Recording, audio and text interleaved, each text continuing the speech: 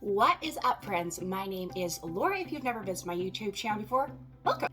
So as many of you know, I did Kilimanjaro very end, December 31st actually, of last year. And whether you have seen some of my videos, I will link them all below, or you are educating yourself about Kilimanjaro, maybe it's on your bucket list and you're like, I think it's a mountain in Africa. Is it the largest one? I'm going to be here to educate you a little bit actually just about the mountain itself. And with that, it'll be a little bit more about just the different routes.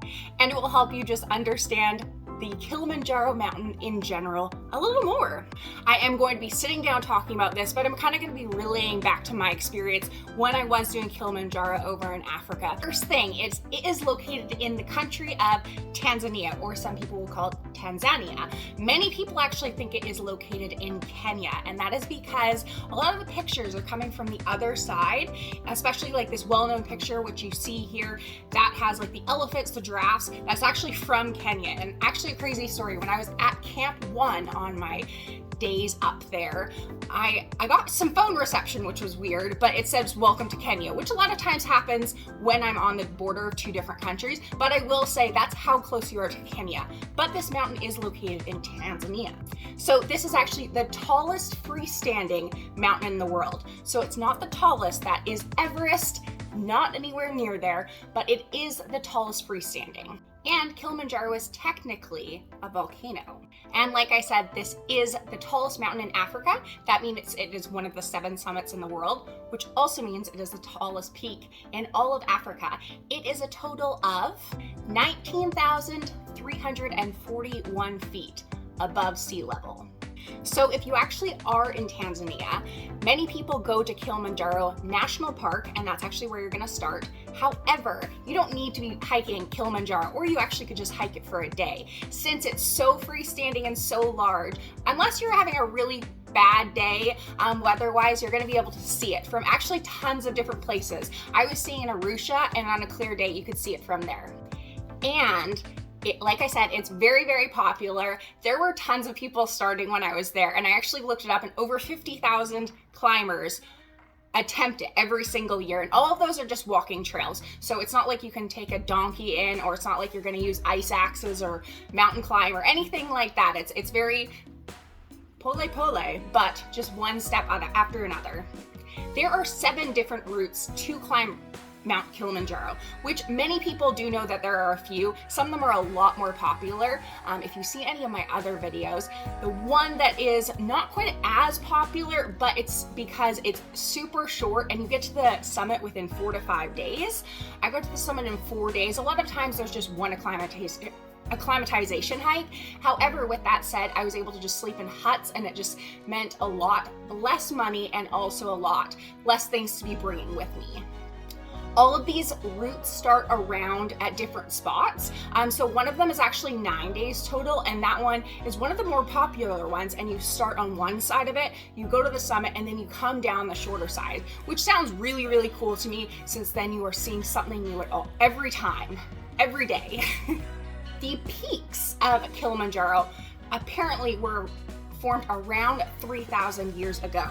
And this actually was during the formation of the Great Rift Valley. And that's just kind of what I'm reading about and was told along the way. So one interesting thing is, as you're actually climbing Mount Kilimanjaro, you're going to come across 2 other peaks that are a little bit lower. And this technically is the peak and the summit of Kilimanjaro. And honestly, when I was looking up the routes, I was like, that one doesn't say like Kilimanjaro peak. Like, it got a little bit confusing, but the actual mountain itself is Kilimanjaro, and then that's the official peak of it is that summit. You then do reach the official summit of Kilimanjaro, but you might have seen it be another name. Up top, it's not actually Kilimanjaro. As you're climbing up Kilimanjaro, it's a little bit interesting as well, because there are other peaks in the Kilimanjaro region that you are able to climb. Some of these are, I believe, the 2nd and the 3rd tallest peak in Tanzania as well. They definitely are not as popular because people want to do officially Kilimanjaro, but also some of them are a little bit harder and do require a little bit more technique. And if you know anything about 2nd grade science, you do know that a volcano technically can erupt.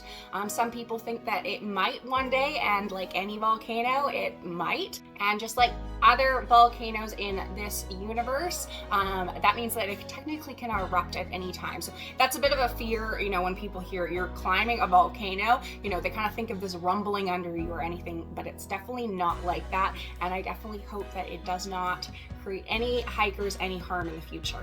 One thing that is interesting and to keep in mind is you can hike Kilimanjaro any time of year. I probably was hiking it one of the least popular times just because it's more the rainy season.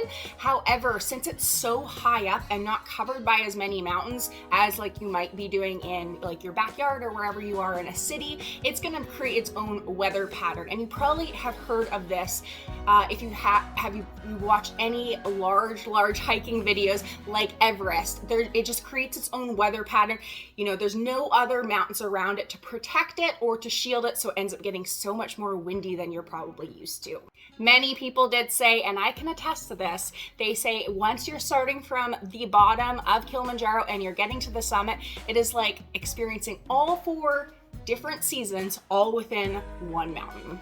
And I actually will get into this in any of my videos below. I'll put them kind of in order, but I did vlog every single day. So made it to the final heights. Every single day, you got such a different view. Like the first day was completely, and it was raining, but it was like this, it was just beautiful. It was like you were hiking through a jungle. It was just constant trees. You didn't get much of a view, and then you were there. The second day was a lot more deserty, and you could see as far as you possibly could see. You were looking at the summit the entire way. So that's just something fun to keep in mind, especially if you're going kind of on a better season than I did. You're gonna get hopefully really good weather and just a totally different experience than any other mountain. Like I said, with it being the tallest freestanding mountain in the world, that means you're starting around 2,300 feet.